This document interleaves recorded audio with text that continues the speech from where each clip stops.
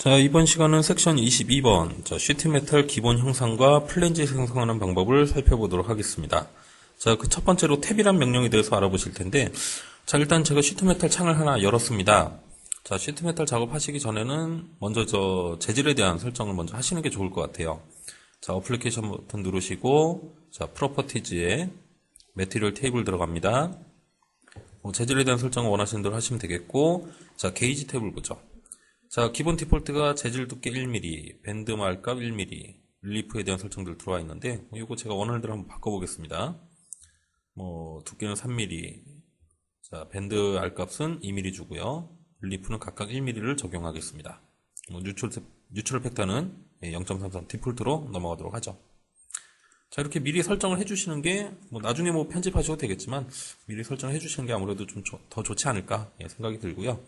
자, 이렇게 한번 진행을 해보겠습니다. 자, 탭이란 명령 한번 선택을 해보죠. 자, 커맨드 바는 다음과 같이 나타납니다. 자, 평면 선택하시고, 거기다 스케치를 그립니다. 사이드 스텝, 익스텐드 스텝 대신에 티크니스 스텝. 저희가 그 파트 환경의 익스트루드 명령과 똑같죠? 평면 잡고 스케치 그리고, 사이드 스텝, 익스텐드 스텝 대신에 두께에 대한 티크니스 스텝으로 들어와 있다는 거. 그것만 차이점입니다. 자, 그래서 쓰는 방법 자체는 동일하기 때문에 크게 어려움은 없으실 것 같아요. 자, XY 평면을 선택하고 거기다 스케치를 한번 그려보겠습니다. 대충 한번 그려보죠.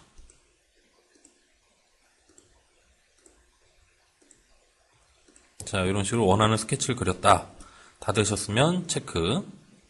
자, 그러면은 자, 사이드 스텝은 당연히 이제 닫혀져 있는 프로파일이기 때문에 이제 넘어가실 거고, 자, 네 번째 단계. 자, 티크니스 스텝으로 넘어왔습니다.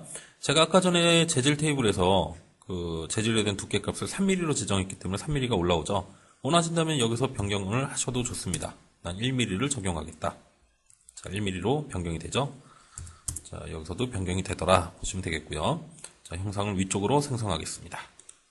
자, 탭이라는 형상이 만들어졌고요. 자, 그림에 보시면은 8-24번, 25번. 자, 기존에 있는 어떤 철판 형상에 탭이란 명령으로 더 덧붙일 수도 있습니다. 평면 선택하시고 스케치를 간단하게 한번 그려보죠.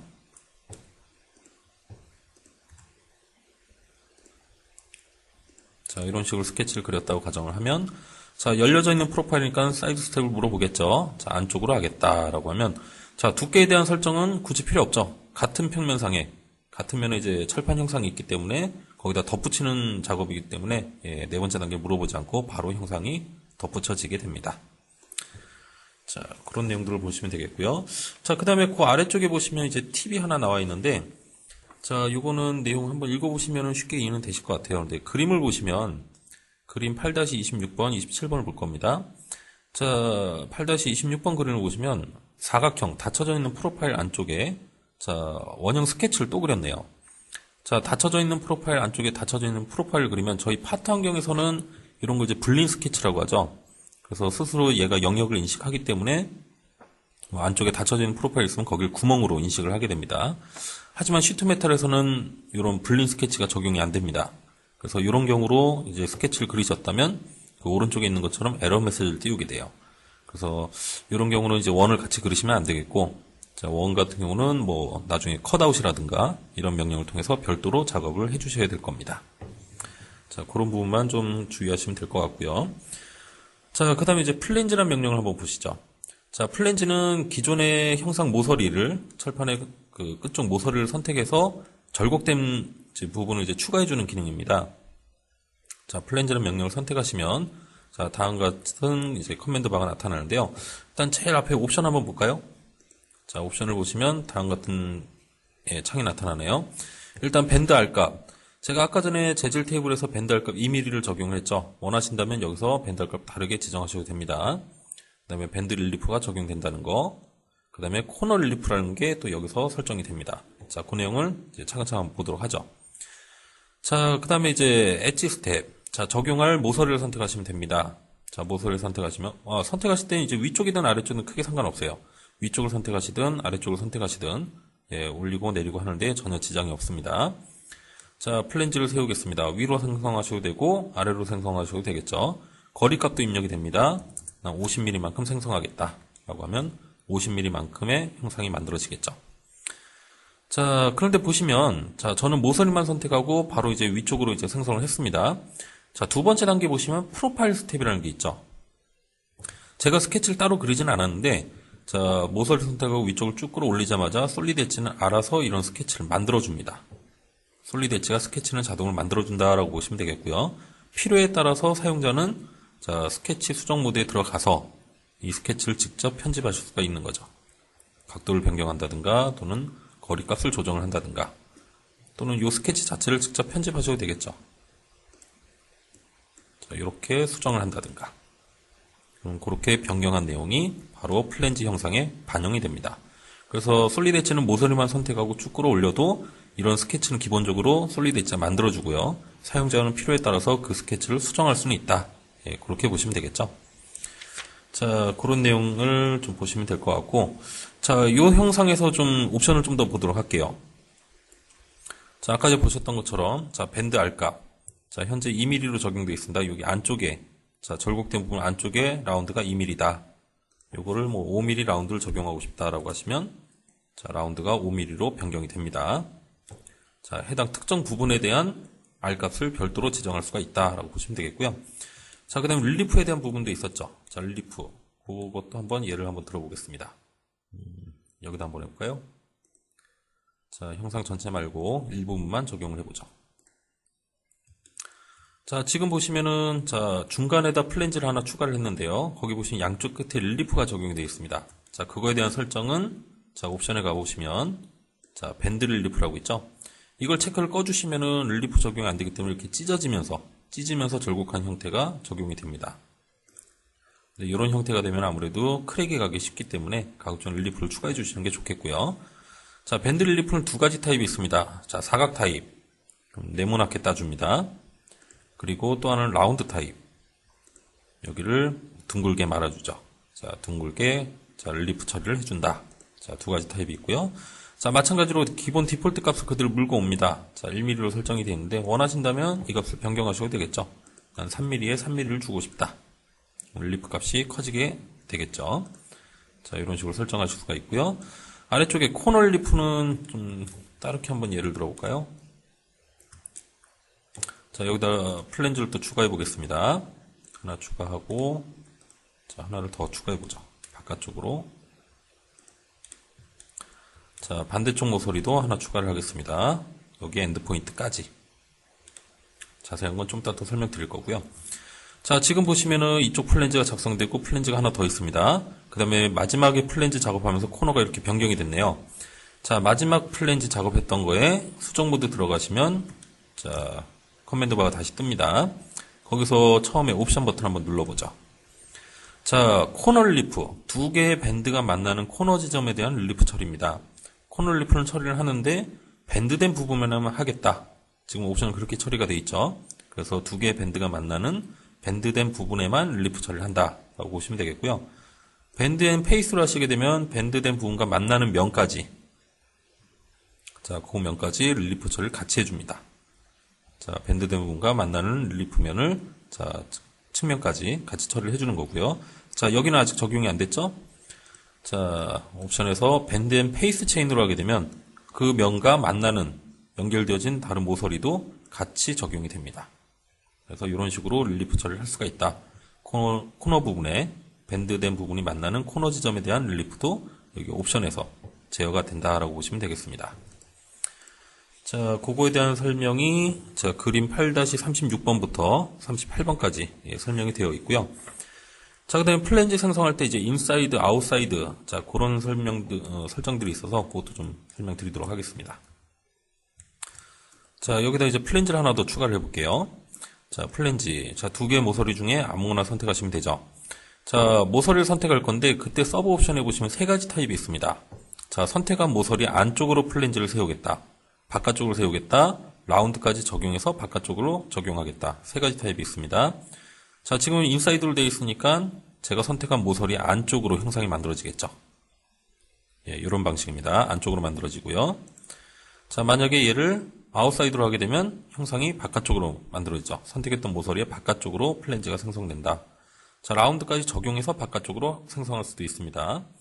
그래서 요거는 선택하실 때 좀 주의를 좀 해주셔야 되는 부분인데, 요걸 어떻게 지정하느냐에 따라서 재질 두께만큼 오차가 나고요. 거기다 라운드 값만큼 더해서 오차가 발생하기 때문에 요거는 선택하실 때 이걸 안쪽으로 해야 되는지 바깥쪽으로 해야 되는지 그런 걸 잘 염두를 해두시고 플랜지 작업을 하셔야 될 것 같아요. 자, 그거에 대한 설명이 자, 그림에 보시면은 8-39번부터 41번에 걸쳐서 설명이 되어 있습니다. 자, 그다음에 그 아래쪽에 보시면 이제 플랜지 명령에 뭐 엣지 스텝 여러 가지 이제 타입이 있는데 그 타입은 이제 아래쪽 그림 보시면 뭐 쉽게 이해가 되실 것 같습니다. 여기서도 다시 한번 해보죠. 자, 플랜지를 생성할 때, 자, 모서리 선택하는 거죠. 자, 모서리 아무거나 선택합니다. 자, 선택을 하게 되면 이렇게 5가지 타입의 플랜지 적용할 수 있는 방식이 있습니다. 자, 첫 번째 기본 디폴트는 풀 위드스, 전체 폭에 대해서 플랜지를 작성하겠다라는 얘기가 되겠죠. 자, 두 번째는 센터 기준으로 전체 모서리의 중간 센터 지점에다가 플랜지를 생성한다는 얘기입니다. 자, 세 번째 거는 자, 한쪽 포인트를 잡아주셔야 돼요. 한쪽 끝에서 플랜지를 생성하는 거기 때문에 이쪽 것을 선택하든 이쪽 것을 선택하든 한쪽 끝 지점을 선택하셔야 거기서 플랜지가 생성이 됩니다. 자, 네 번째 거는 자, 한쪽 끝에서 하는데 거리값을 지정하는 게 틀려요. 자, 뭐 아이콘 보시면 아시길 텐데 자, 끝에서 지정할 때 양쪽 끝단에 대한 치수를 적용합니다. 그 다음에 요거는 끝에서 진행하긴 하지만 그때 치수 주는 방법이 양쪽 끝에서 얼마만큼 떨어지고 원하는 폭만큼 플랜지가 생성된다. 이렇게 5가지 타입이 있다고 보시면 되겠죠. 일단은 그 폭에 대한 설정은 여기서 커맨드 바에서 주는 건 아닙니다. 일단 생성을 하고 나면 자, 스케치에서 그 치수들이 나타나요. 그래서 여기서 이제 해당 치수를 변경하시는 겁니다. 뭐 15mm 띄우고 여기는 10mm만큼 생성이다.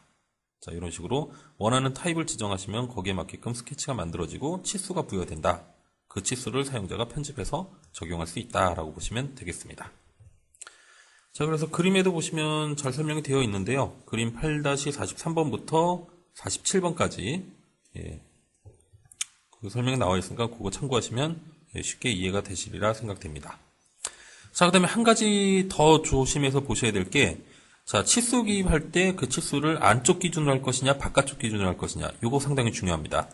자, 여기다 플랜지를 한번 또 추가를 해볼게요. 자, 추가를 할 때 위쪽에 거리값을 입력하게 되어 있죠. 이 거리값이 안쪽에서의 거리값인지 바깥쪽에서 거리값인지 요거에 따라서 재질 두께만큼 또 오차가 발생합니다. 상당히 좀 조심하셔야 되는 부분이고요. 예를 들어서 지금 현재 바깥쪽으로 되어 있죠. 그래서 50mm만큼 입력을 했다면 이 치수는 자, 바깥쪽 면, 플랜지 바깥쪽 면에서 여기 끝까지가 50mm다. 지금 여기 치수는 47mm 나온 거는 안쪽 기준으로 되어 있기 때문에 그렇게 이제 표시가 됐네요. 자, 그래서 거기 설명해 보시면, 자, 팁에 보시면 나와 있죠? 자, 플랜지 명령의 인사이드와 아웃사이드. 그래서 그거는 상황에 따라서 적용하는 게 다르기 때문에, 그거 잘 참고를 하셔야 됩니다. 그 다음에 앵글에 대한 것도 설정이 되어 있죠? 앵글에 대한 것도 각도가 나와 있습니다. 뭐, 다시 해볼까요? 자, 이 플랜지 다시 한번 생성해 보겠습니다. 자, 플랜지를 생성할 때도 자, 뒤쪽에 이제 각도에 대한 설정이 이제 부여가 가능한데 뭐 디폴트는 일단 90도로 되어 있고요. 원하는 각도 설정하시면 자, 스케치의 치수로 이렇게 나타납니다. 치수를 통해서도 자, 변경이 가능하다. 그렇게 보시면 되겠죠. 그 다음에 프로파일 스텝은 제가 설명드렸죠. 원하시면 해당 플랜지에 스케치 수정 모드 들어가서 요거에 대한 편집이 가능하다. 이런 식으로 하고 필요 없는 부분 잘라낸다든가. 자, 스케치는 솔리드 엣지가 자동으로 만들어주기 때문에 그 스케치를 편집할 수 있다라는 얘기가 나와 있네요. 자, 그거에 대한 설명이 쭉 나와 있고, 자, 보시면은 자, 그림 8-53번 스케치 수정할 때 주의사항이라고 되어 있는 게 있습니다. 자, 그거 한번 내용 잠깐 볼까요? 자, 플랜지를 뒤에다 한번 더 만들어 보죠. 자, 하나 생성을 해봤습니다. 자, 스케치 수정 모드 한번 들어가서 볼게요. 자, 들어가서 보시면, 자, 스케치 엔드 포인트가, 자, 그 철판의 끝 지점하고 만나는 것처럼 보이지만 확대해서 보시면 그 지점이 아닙니다. 자, 철판의 끝 지점이 아니라 그 안쪽에 보시면 점선으로 하얀색 선이 하나 있죠. 거기와 일치가 되어 있거든요. 그래서 이 스케치 위치를 뭐 변경하겠다라고 하면, 뭐, 커넥터 조건을 삭제하고, 얘들 이렇게 변경하실 수가 있는데, 자, 문제는 이제 그 선에 닿지 않았을 때가 문제입니다. 자, 이런 식으로 좀 떨어져 있을 때요. 자, 이런 경우다라고 한번 가정을 해보죠. 자, 이런 상태에서 체크를 하게 되면 에러를 띄웁니다. 이 끝지점이 원하는 위치에 가지 않았기 때문에 그러거든요. 그래서 가급적이면 이 포인트는 요 그 하얀색 점선에 일치가 되거나 또는 그거보다 더 넘어가도 상관은 없습니다. 이렇게 되면 솔리드 엣지가 알아서 그 부분에 대해서 트림을 해주고 연결을 해주기 때문에 그런 부분만 좀 조심하시면 될 것 같아요. 스케치 이미대로 편집이 가능하지만 이게 떨어져 있으면 안 된다. 항상 겹치도록 스케치를 편집해 주셔야 솔리드 엣지가 그 형상을 인식을 한다라고 보시면 되겠습니다. 자, 거기까지 설명을 좀 드렸고요. 자, 그 다음에 이제 옵셋 플랜지. 자, 옵셋 플랜지에 대해서 또 설명을 드리도록 할게요. 자, 세 번째 단계에 있었죠. 자, 일단 스케치까지는 뭐 이해가 되셨고, 자, 모서리를 선택해서 쭉 끌어내리면 형상이 만들어진다. 예, 거기까지 설명드렸는데, 자, 세 번째 단계에 보시면 옵셋 스케치라는 게 있습니다. 필요하시면 이제 적용하시면 되는 건데, 자, 선택하시게 되면, 자, 그 플랜지, 스케치는 여기 그려져 있습니다. 그 플랜지를 원하는 위치까지 이렇게 이동하실 수가 있어요.